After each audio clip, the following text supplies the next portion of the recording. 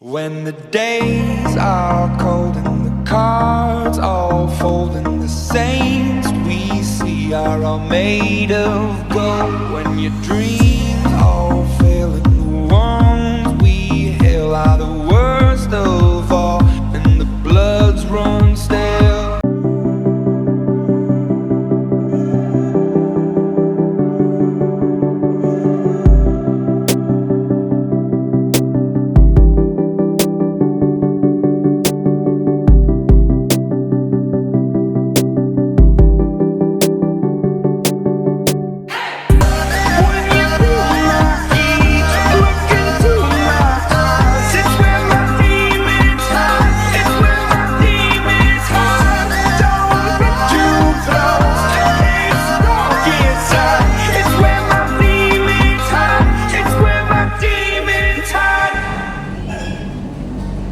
Assalamualaikum warahmatullahi wabarakatuh. Perkenalkan, kami dari kelompok 5 dengan mata kuliah Birokrasi dan Governance Publik. Perkenalkan, saya Lydia Agustini. Dan saya Remus Pita. Saya Muhammad Izwan. Saya Kepion. Pada kesempatan kali ini, kami akan melakukan wawancara di kantor Badan Kepegawaian Daerah Provinsi Kepulauan Riau. Ya, baiklah, di sini kami akan mewawancarai salah satu staf, yaitu Kak Detri Sari sebagai analis sumber daya manusia. Ikutin terus video wawancara kami. Bye. Kok bisa?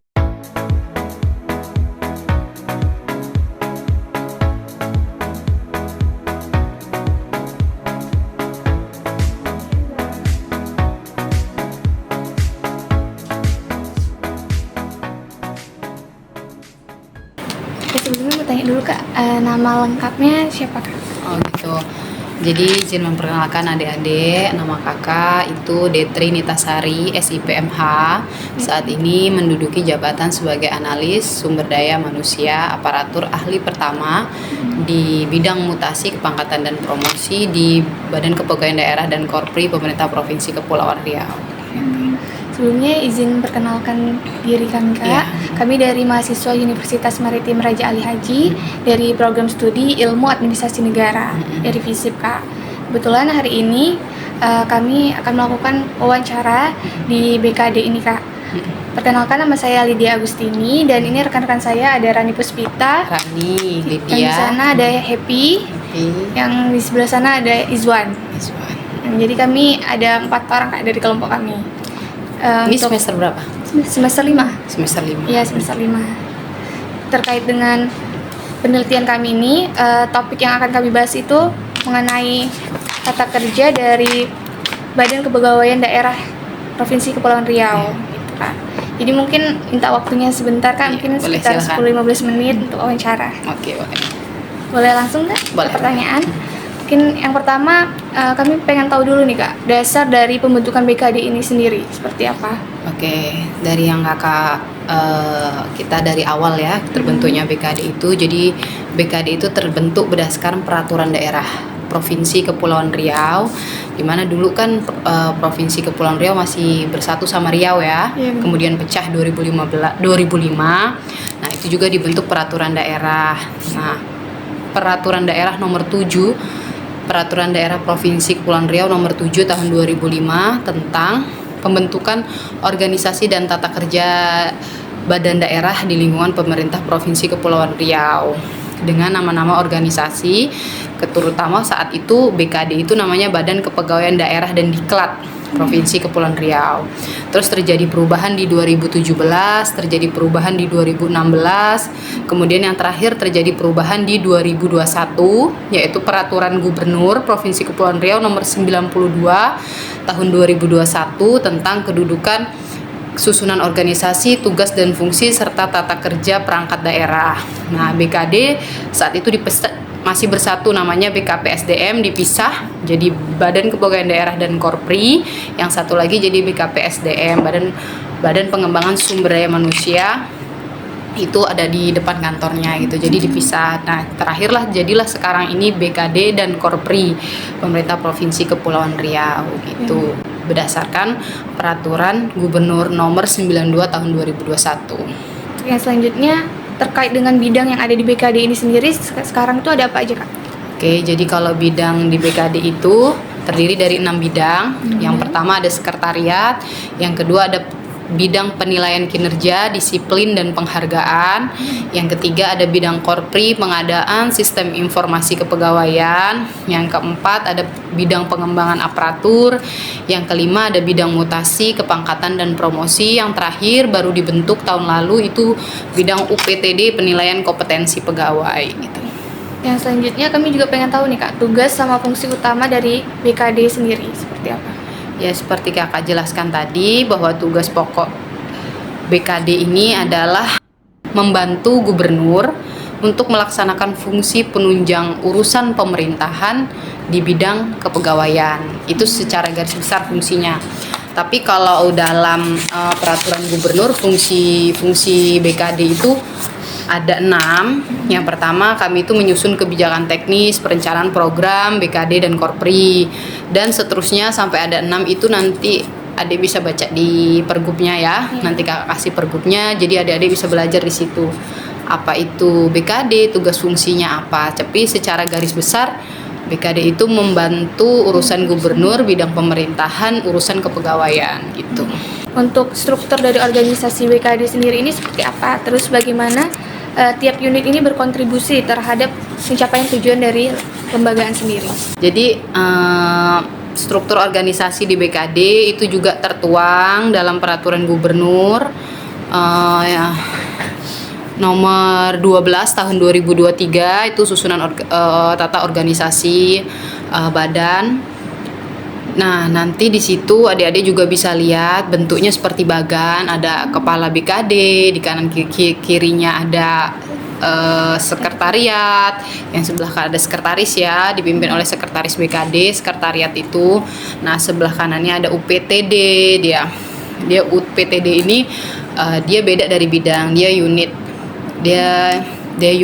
Dia ngurusin untuk uji kompetensi. Jadi setiap pegawai itu 2 tahun sekali dilakukan uji kompetensi gitu, untuk kemampuannya, untuk psikometrinya. Jadi setiap 3 tahun sekali itu setiap PNS itu idealnya diukur kemampuannya gitu.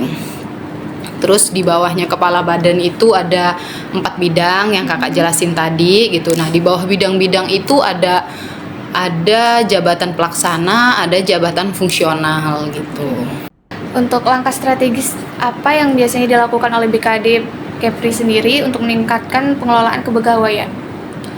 Untuk meningkatkan pengelolaan kepegawaian yang telah dilakukan BKD, jadi setiap 5 tahun sekali kita perangkat daerah itu, yaitu BKD, menyusun rencana strategis yang tercantum nih dari 2021 sampai 2026, yaitu merupakan kebijakan-kebijakan yang pertama melaksanakan peningkatan penilaian meritokrasi pelayanan ASN dalam unsur pengadaan, pemberhentian, sistem informasi kepegawaian dengan indikator nilai perencanaan kebutuhan pegawai, nilai pengadaan pegawai, nilai sistem informasi kepegawaian.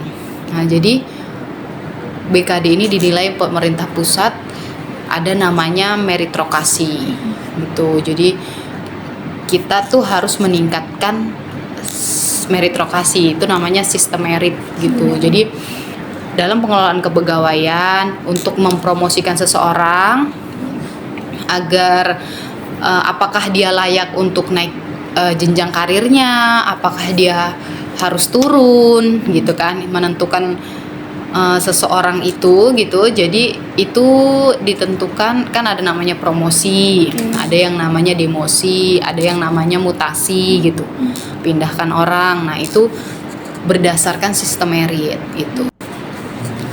Oke, Kak, yang selanjutnya terkait dengan BKD ini sendiri kan menaungi pegawai yang ada di Kepri nih ya, Kak. Jadi kami pengen tahu peran dari BKD sendiri untuk penguatan ASN yang ada di Kepri seperti apa? Ya, kalau BKD ini memiliki peran yang sangat penting ya untuk pengelolaan birokrasi di pemerintah Provinsi Kepulauan Riau. Nah, yang pertama itu BKD itu merumuskan kebijakan teknis pengembangan pegawai daerah. Jadi gimana sih kita tuh bisa mengembangkan pegawai gitu. Misalnya dia udah kondisi, maksudnya setiap pegawai itu kan punya talenta ya masing-masing gitu. Maksudnya ada kelebihannya, ada kekurangannya. Gimana kita memanage satu pegawai, cara mengembangkan karirnya, cara mengembangkan kompetensinya, itu kita pikirkan. Itu kita yang merumuskan kebijakannya, kita susun aturannya, kita susun pedoman teknisnya gitu. Terus menyiapkan dan melaksanakan pengangkatan, kenaikan pangkat, pemindahan dan pemberhentian PNS gitu. Terkait program ataupun kebijakan yang sudah dijalankan dari PKD ini sendiri, ada apa aja Kak untuk pengembangan SDM dari pegawai di Kepri? Program kebijakan yang dijalankan BKD untuk mengembangkan SDM itu banyak ya. Di sini kan ada bidang pengembangan aparatur gitu ya. Jadi setiap pegawai itu sebelum kita memberikan, tapi pegawai itu diwajibkan untuk melakukan pengembangan masing-masing diri. Jadi pengembangan kompetensi pegawai itu bisa dilakukan macam-macam. Misalnya dengan seminar, diklat, webinar gitu. Terus kalau diklat biasanya terkait jabatannya gitu. Diklat untuk jabatan analis sumber daya manusia, diklat keuangan, diklat digitalisasi gitu banyak. Jadi itu kita udah kerjasama sih sama BPSDM. Jadi BPSDM yang memfasilitasi, kita yang mengajukan nama-namanya. Tantangan utama yang dihadapi dari BKD ini sendiri untuk meningkatkan kapasitas kelembagaan. Nah itu sih untuk kalau tantangan ya yang kakak sebutkan tadi ya. Itu ya yang utamanya anggaran. Tapi balik lagi kita bisa mensiasati semuanya itu ya. Untuk saat ini itu tadi pengembangan meningkatkan kapasitas kelembagaan itu kan kita bisa lakukan, nggak harus beraktivitas ya, melakukan bersama-sama, itu idealnya seperti itu. Tapi karena keterbatasan anggaran tadi, jadi kita lakukan dengan BPSDM. BPS itu Badan Pengembangan Sumber Daya Manusia. Jadi untuk orangnya gitu udah banyak dilakukan melalui Zoom gitu. Jadi itu kan pertama untuk mensiasati anggaran ya, kita tetap di tempat tapi kita bisa belajar gitu. Bagaimana BKD berkolaborasi dengan lembaga lain nih Kak, menjalankan kemitraan dengan lembaga lain untuk meningkatkan kapasitas kelembagaan? Ya kalau untuk BKD bagaimana berkolaborasi dengan lembaga lain, kita sudah cukup berkolaborasi ya dengan lembaga lain. Untuk peningkatan kapasitas pegawai di bidang pendidikan, kita sudah kerjasama dengan Umrah, sudah dengan Universitas Internasional Batam, Universitas Batam, terus universitas yang di Jawa itu beberapa, kakak juga nggak hafal ya, itu kita sudah melakukan kerjasama. Tidak hanya dengan universitas untuk di bidang pendidikan, tapi juga untuk sharing ilmu, sharing pelaksanaan birokrasi, pengelolaan kepegawaian, itu kita juga sudah kerjasama dengan beberapa instansi pemerintah daerah lain seperti Jawa Barat, karena sistem merit mereka untuk saat ini nomor 1 gitu. Jadi kita melaksanakan kerjasama dengan pemerintah daerah Jawa Barat untuk terus meningkatkan kapasitas kelembagaan kita. Oke Kak, mungkin sekian wawancara kita hari ini. Sebelumnya kami dan teman-teman juga mau ngucapin terima kasih banyak buat BKD yang udah bersedia diwawancara. Sama-sama. Ya, terima kasih juga Kak waktunya. Mungkin sekian dari kami, terima kasih. Ya, sama-sama. Baiklah, sekian video wawancara kami hari ini di kantor BKD daerah Kepulauan Riau. Jangan lupa untuk like, comment, dan subscribe.